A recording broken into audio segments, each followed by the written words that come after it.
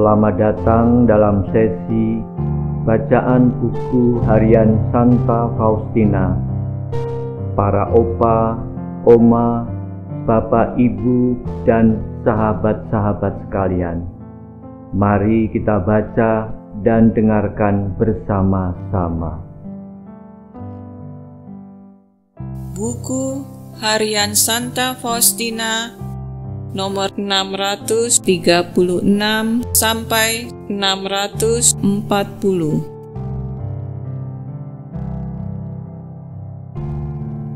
Ketika aku tiba di Walendo, salah seorang suster memberiku sambutan ini. Suster, kini segala sesuatu di sini akan menjadi baik, karena engkau telah datang kepada kami di sini. Aku berkata kepadanya, "Mengapa engkau berkata demikian, suster?" Ia menjawab bahwa ia merasakan hal ini di dalam jiwanya. Suster ini adalah orang yang sungguh penuh kesederhanaan dan sangat menyenangkan hati Yesus. Rumah itu sungguh sedang berada dalam kesulitan berat. Aku tidak akan menyebutkan semuanya di sini. Pengakuan dosa. Ketika aku mempersiapkan diri untuk pengakuan dosa, aku berkata kepada Yesus yang tersembunyi dalam sakramen Maha Kudus, "Yesus, aku mohon kepadamu untuk berbicara kepadaku melalui mulut imam ini, dan ini akan menjadi suatu tanda bagiku, sebab ia tidak tahu sama sekali bahwa engkau menghendaki aku mendirikan kongregasi kerahiman ilahi itu. Suruhlah ia mengatakan sesuatu kepadaku mengenai kerahiman ini." Ketika aku mendekati kamar pengakuan dan mulai pengakuan dosaku, imam menyela aku dan mulai menuturkan kepadaku tentang kerahiman Allah yang besar. Dan ia berkata dengan lebih tegas mengenai hal ini daripada yang pernah aku dengar dari siapapun sebelumnya. Dan ia bertanya kepadaku, "Apakah engkau tahu bahwa kerahiman Tuhan lebih besar daripada segala karyanya, yakni bahwa kerahiman itu merupakan mahkota dari segala karyanya?" Dan aku mendengarkan dengan penuh perhatian kata-kata yang dikatakan Tuhan lewat mulut imam ini. Memang, aku percaya bahwa selalu Allah lah yang berbicara lewat mulut imam dalam pengakuan dosa. Tetapi pada kesempatan ini, aku mengalaminya secara istimewa.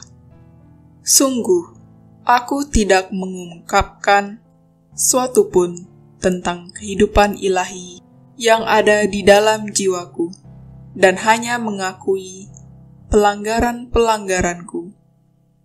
Tetapi imam itu sendiri menyampaikan kepadaku amat banyak hal tentang apa yang ada dalam jiwaku dan mewajibkan aku untuk setia kepada bisikan-bisikan Allah. Ia berkata kepadaku, "Engkau akan meniti kehidupanmu bersama Bunda Allah yang setia menanggapi setiap bisikan ilahi." Oh Yesusku, siapa yang dapat memahami kebaikanmu? Yesus, jauhkanlah dariku pikiran-pikiran yang tidak selaras dengan kehendak-Mu. Aku tahu bahwa tidak ada suatu pun yang mengikat aku kepada bumi ini selain karya kerahiman ini. Kamis, dalam adorasi petang hari, aku melihat Yesus didera dan disiksa. Ia berkata kepadaku, "Putriku, aku menghendaki agar dalam hal-hal yang paling kecil pun engkau mengandalkan Bapa pengakuanmu. Pengorbanan-pengorbananmu yang paling besar pun tidak menyenangkan hatiku kalau engkau laksanakan tanpa izin Bapa pengakuanmu. Sebaliknya, pengorbanan-pengorbanan yang paling kecil pun memiliki makna yang besar dalam pandanganku kalau pengorbanan itu dilakukan dengan izinnya. Pekerjaan-pekerjaan yang amat besar pun tidak bernilai dalam pandanganku kalau dilakukan berdasarkan kemauan sendiri.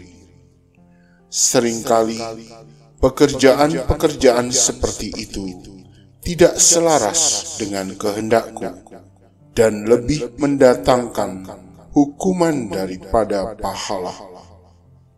Dan di lain pihak, bahkan kegiatanmu yang paling kecil pun, kalau engkau lakukan dengan izin Bapa pengakuanmu, menyenangkan dalam pandanganku dan sangat membahagiakan aku. Berpegang teguhlah selalu pada kata-kataku ini. Tetaplah waspada, karena banyak jiwa akan berpaling dari pintu neraka dan akan memuji kerahimanku. Janganlah takut akan suatu pun, karena aku selalu menyertaimu.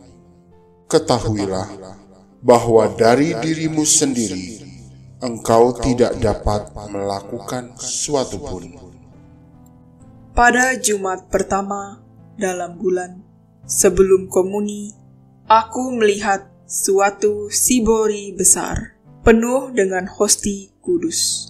Sebuah tangan menempatkan sibori itu di hadapanku, dan aku mengambilnya dengan tanganku.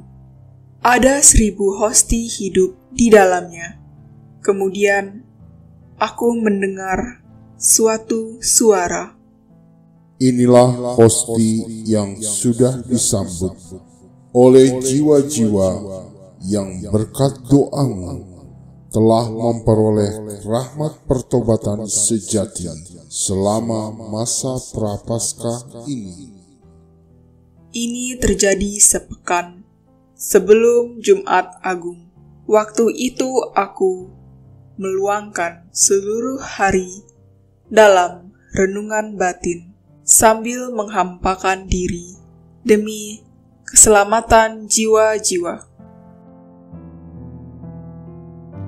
Demikian telah kita baca dan dengarkan bersama-sama buku harian Santa Faustina hari ini. Kita akan lanjutkan bersama-sama besok di waktu yang sama. Berkah dalam.